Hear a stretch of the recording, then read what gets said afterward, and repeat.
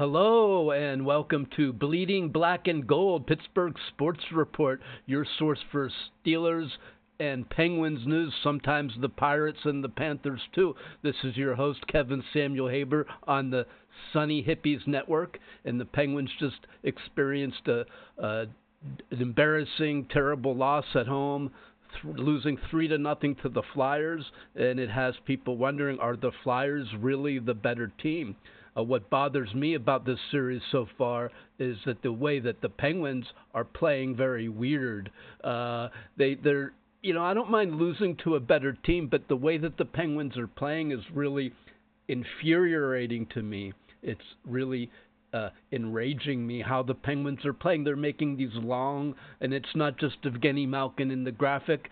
All the players are doing it. Brian Rust, Erik Karlsson, they're doing these weird cross-ice passes, these super long horizontal passes across the ice, and they're getting intercepted easily. Even during the power play, they had a 2-on-none, which was lucky the game wasn't 4-0. Skinner made a heck of a save.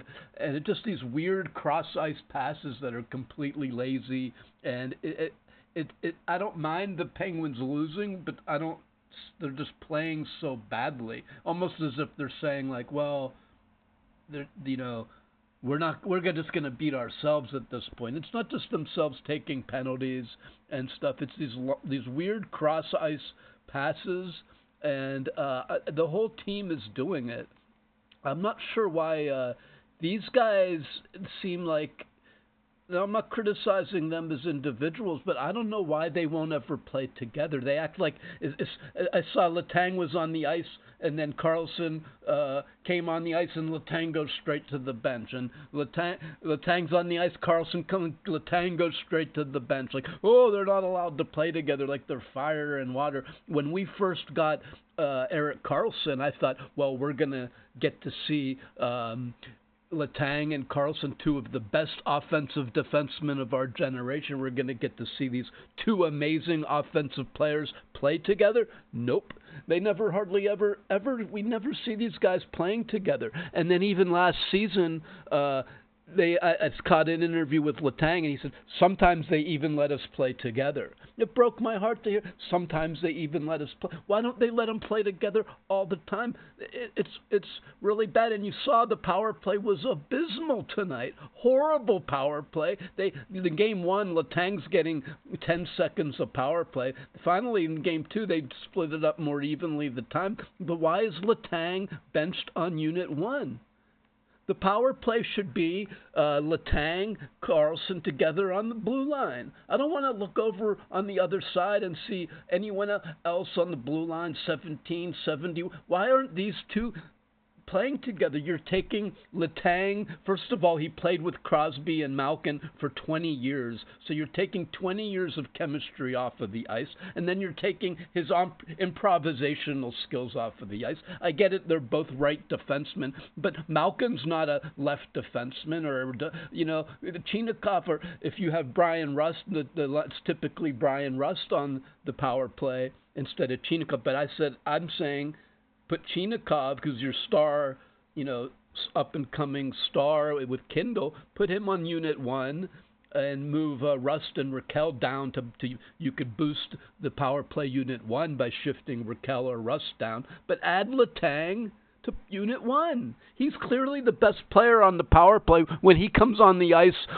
during the power play suddenly doesn't look so abysmal anymore. You need to get Letang on the power play Unit 1 with his teammates, Crosby and Malkin, and with Karlsson. Don't act like these two are fire and water, that you can never let these two play together.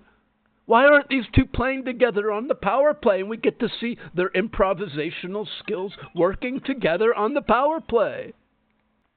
I mean, I've been saying ever since Karlsson got here that you don't get to see these two to play together. You're benching Letang from the power play.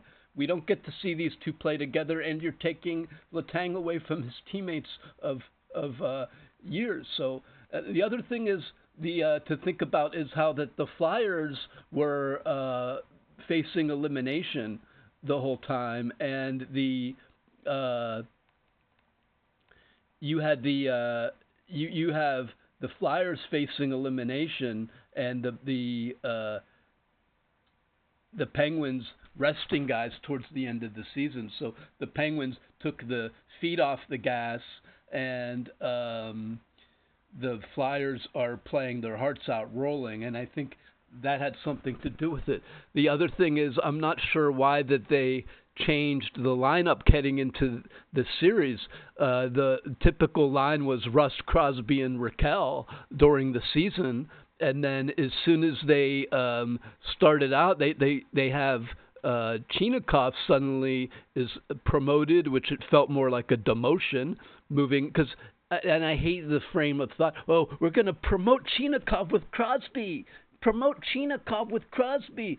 No, you're not promoting Chinakhov. You're demoting him. You're taking him away from his favorite player that he loved playing with, Malkin. Malkin and Chinakhov were generating a point per game near the end of the year. You're breaking up that line, and then you're breaking the chemistry that you had with Crosby, Rust, and Raquel. So for 5 periods, that they had Chinakhov up there with Crosby, and I thought, why do you have Chinakhov up there with Crosby? You're ruining the chemistry. So finally, in the third period, they put these guys together in the third period of this game, and you could see the difference was night and day. The Penguins suddenly started playing loose and free and actually trying to score instead of thinking too much and doing those long, weird cross-ice passes. You know what I mean? So you really need to keep this lineup together, and hockey is so tricky that you need to keep this lineup together so they're not thinking, and they could come out and play fast and not have to worry about it. And the other thing is, I don't know why you won't try this power play. Put Letang and Carlson on the power play together so we could see their improvisational skills work some magic. You know what I mean? So I originally predicted that the Penguins would win this in 5 games, but now it's looking like it might be 5-1 the other way. Now, sometimes in these series, a team absorbs the punch. Like in the 90s, the Penguins would lose 2 games and then come back and storm 4 in a row. I'm not predicting that's going to happen in this situation. It's what I hope happens, that the Penguins come back and suddenly win 4 in a row. But it's a daunting test. They've got to take it. The old adage is 1 game at a time. But I think, like I was saying, putting this lineup back together to start the game will go a long way to go ahead and try to win Game 3. Penguins have to win Game 3. Keeping this line together would be very helpful, and I also wish they would try this power play out. And that's all I have to say. The NFL draft is coming up. I tend to try to do a NFL draft preview here on Bleeding Black and Gold, and I have some things to say about the Aaron Rodgers situation. So thank you for tuning in. Don't forget to subscribe and like the channel. We'll see you next time. We'll get Penguin fans. We will get them on Wednesday.